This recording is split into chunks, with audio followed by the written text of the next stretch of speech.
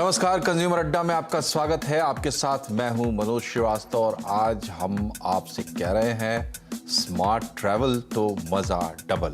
दरअसल हम सभी लोग कभी ना कभी ट्रैवल करते हैं, अलग अलग पर्पस से, कभी टूरिज्म के पर्पस से, कभी किसी काम से, कभी किसी जरूरत से। ऐसे ट्रैवल्स में अगर आप थोड़ा स्मार्टली बिहेव करें, पहले से तैयार रहते हुए, तो आपको काफ़ी फायदे हो सकते हैं और आपका जो पर्पस है ट्रैवल का वो भी बेहतर तरीके से पूरा होगा।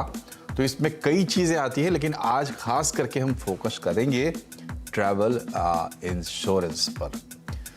जैसे कि नाम से आपको समझ आ रहा है कि इंश्योरेंस रिस्क को कवर करता है, तो ट्रैवल में जो भी रिस्क आते हैं, रिस्क पॉइंट्स हैं, उनको कवर करने की भी व्यवस्था है ट्रैवल इंश्योरेंस में। ये क्यों ज़रूरी है ये आपको बताते हैं, तो आपको ये भी समझ में आ जाएगा कि होता क्या है ट्रैवल इंश्योरेंस। जो भी आर्थिक नुकसान संभव है ट्रैवल के दौरान, उनको एक सुरक्षा कवच मिलता है। अगर होते हैं तो उनका कवरेज आपको मिल जाता है। इमरजेंसी में आपको मदद मिल जाती है, समय की भी बचत होती है, पैसे की भी बचत होती है। बीमारी, एक्सीडेंट, डिसेबिलिटी, ये तमाम चीज़ें अगर सफ़र के दौरान होती हैं, फ़्लाइट लेट होती है, फ़्लाइट आप मिस करते हैं, फ़्लाइट कैंसिल हो जाती है, फ़्लाइट हाईजैक हो जाती है, ऐसे तमाम चीज़ें, आपकी कोई डिवाइस है वो डैमेज होती है, आपका लगेज खो जाता है, आपका कोई डॉक्यूमेंट खो जाता है, इस तरह की तमाम चीज़ें कवर होती हैं। और ये एक नॉन एग्जॉस्टिव लिस्ट है, यानी अभी इसमें और भी इजाफा आपको देखने को मिल सकता है जब आप ट्रैवल इंश्योरेंस लेने की सोचें या लेने जाएं। तो हम ट्रैवल इंश्योरेंस को समझेंगे और साथ ही कुछ और स्मार्ट टिप्स हम लेंगे हमारे एक्सपर्ट से। पहले आपका परिचय करा दें।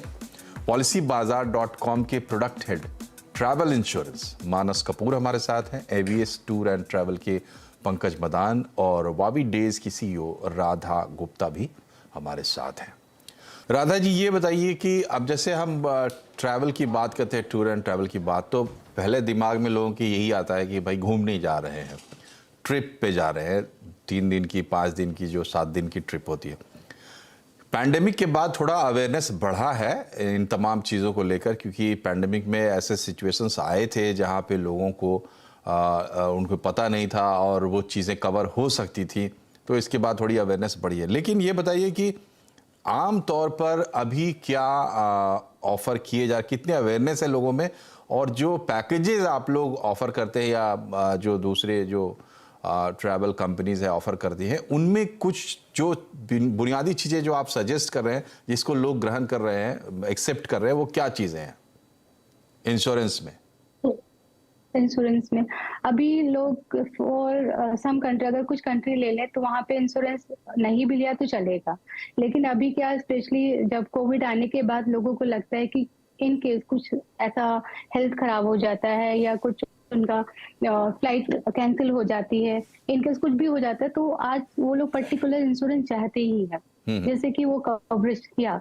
सो सिक्योर ट्रिप के लिए they want insurance compulsory, and कुछ कंट्री ऐसे हैं जहाँ पे इंश्योरेंस कंपलसरी लेना ही होता है। तो जो और फॉर एग्जांपल अभी जी जी जी, आप बोले। या फॉर एग्जांपल अभी कस्टमर क्या बोलते हैं कि हमें मेरा जो फ्लाइट है, फ्लाइट भी सिक्योर होना चाहिए, इवन रिफंडेबल होना चाहिए। इन केस कभी भी कोविड का कुछ प्रॉब्लम या प्रोटोकॉल्स आते हैं किसी कंट्रीज को लेके, तो वो भी वो लोग चाहते हैं कि उनका जो फ्लाइट उन्होंने बुक किया है उसका कम से कम उनका कैंसिलेशन कॉस्ट कट हो। तो हाँ, इन सब चीजों से भी लोग अवेयर हो चुके हैं जी, कि जब हम कवरेज लेना चाहते हैं ट्रैवल इंश्योरेंस में, तो अब कई चीज़ें हैं, जाहिर सी बात है कि वो बटी हुई होंगी, उसी हिसाब से प्रीमियम भी हमारा लगेगा कि हम हेल्थ का कवर ले रहे हैं, लगेज का अलग से ले रहे हैं, फ्लाइट कैंसिलेशन का। तो आपका एक्सपीरियंस क्या कहता है, रिस्क पॉइंट सबसे ज़्यादा कहाँ है, किस ऑर्डर में हमें सोचना चाहिए इंश्योरेंस लेते वक्त? सबसे पहले किस चीज़ को कवर किया जाए, सेकंड किसको किया जाए, थर्ड किसको किया जाए? फॉर एग्जाम्पल फर्स्ट हमें फ्लाइट को किया जाए, क्योंकि फ्लाइट कभी कभी डिले हो जाती है और हमें दूसरी फ्लाइट अरेंज करनी पड़ती है। इन केस में हम अपना फ्लाइट का जो भी एक्सपेंसेस है वो हम रिकवर कर सकते हैं।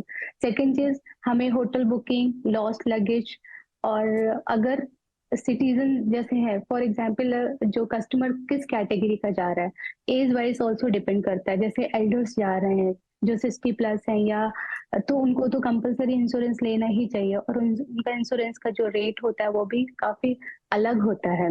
तो उनको because they having diabetes, they having heart patient will be there, तो उनको कवरेज के लिए दे हैव टू, मतलब उनको कंपलसरी उनको इंश्योरेंस लेना ही चाहिए।